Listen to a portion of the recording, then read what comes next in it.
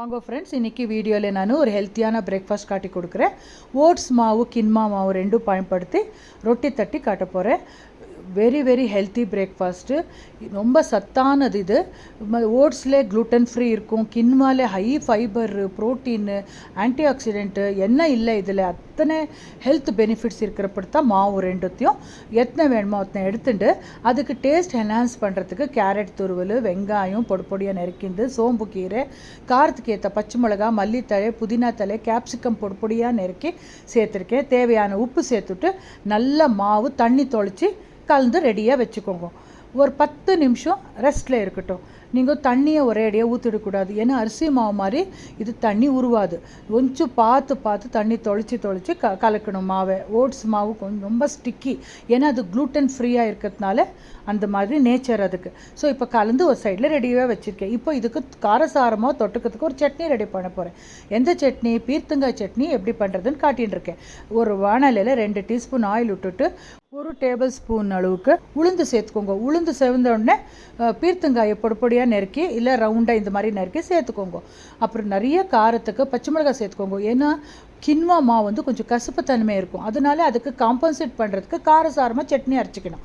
மல்லித்தழை, புதினா தழை, துளியுண்டு புளி, காரத்துக்கு நிறைய ஒரு 5-6 பச்சை மிளகாய் எல்லாம் சேர்த்துட்டு பெருங்காயம் ஒரு 1/2 டீஸ்பூன் சேர்த்துக்கோங்க. நல்லா உளுந்து செவந்த மாதிரி வறுக்கணும். பீர்த்தங்காய் கூட சாஃப்டாகணும். இப்போ எல்லாம் வறுத்து ரெடி பண்ணிக்கோங்க. இப்போ ஃப்ரெஷ்ஷாக துருவின 2 கைப்பிடி அளவுக்கு தேங்காய் துருவல் சேர்த்துட்டு, தேங்காய் துருவல் சேர்க்கச்சு அடுப்பு ஆஃப் பண்ணிவிடுங்க. அப்புறம் சேர்த்துக்கோங்க தேவையான உப்பு, 1 டீஸ்பூன் வெள்ளைத்தூள் எல்லாம் சேர்த்துட்டு இது கொஞ்சம் கூல் டவுன் ஆன அப்புறம் மிக்ஸி ஜாரில் தண்ணி ஊற்றிட்டு நல்லா நைஸாக சட்னி அரைச்சி ரெடி பண்ணி ஒரு பவுலுக்கு ட்ரான்ஸ்ஃபர் பண்ணிக்கோங்க. இதுக்கு ஒரு சூப்பராக ஒரு தாளிப்பு கொடுத்துட்டாலும் வெரி டேஸ்டி பீர்த்தங்காய் சட்னி ரெடி ஆகிடும். கடுகு, பெருங்காயத்தூள் தாளிப்புக்கு போதும். நீங்கள் வேணும்னாக்கா இன்னும் தாளிப்புக்கு கொஞ்சோண்டு உளுந்து சேர்த்துக்கலாம், பட் நான் சேர்த்துன்றல அப்படியே சிம்பிள் தாளிப்பு கொடுத்துட்டுருக்கேன். சூப்பராக சட்னி ரெடி ஆகிடுது. இப்போ ரொட்டி தட்ட வேண்டிதான். ஒரு பார்ச்மெண்ட் பேப்பரில் கொஞ்சோண்டு எண்ணெய் தடவிட்டு ரொட்டி மாவு உங்களுக்கு எவ்வளோ பெருசாக வேணுமோ சின்னதாக வேணுமோ அந்த அளவுக்கு மாவு எடுத்துட்டு லீஸாக தட்டணும். ரொட்டியை தண்ணி கையில் ஈரப்படுத்தின்னு ரொட்டி தட்டுங்க. சூப்பராக வரும். டைரெக்டாக தவா மேலே தட்டலாம், பட் பழக்கம் இருந்தால் பண்ணலாம், இல்லைன்னா வேண்டாம். அதுவும் ரொம்ப டைம் எடுக்கிறது டைரெக்டாக பண்ணக்க. அதே இந்த மாதிரி பார்ச்மெண்ட் பேப்பரில் தட்டி ரொட்டி தட்ட சீக்கிரமாக எல்லாேருக்கும் சர்வ் பண்ணலாம். ரொம்ப நல்லா வரும் பாருங்கள். பார்ச்மெண்ட் பேப்பர் கூட ஆன்லைன் ஷாப்பிங்கில் எல்லாம் கிடைக்கும். ஒப்பட் பேப்பர்ன்ட்டு கேட்டாக்கா கொடுப்பாங்கோ. அந்த மாதிரி பேப்பர் வச்சுக்கோங்க. ரொம்ப ஈஸியாக பிரேக்ஃபாஸ்ட்டு ரெடி பண்ணிடலாம்.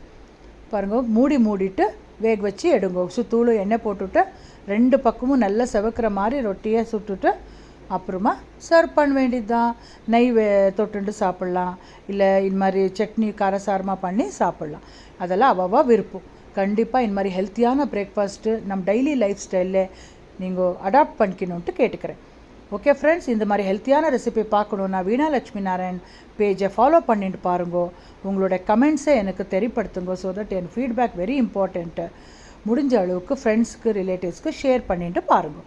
நெக்ஸ்ட் வீடியோவில் சந்திக்கலாம் friends. Until then take care, பாய்.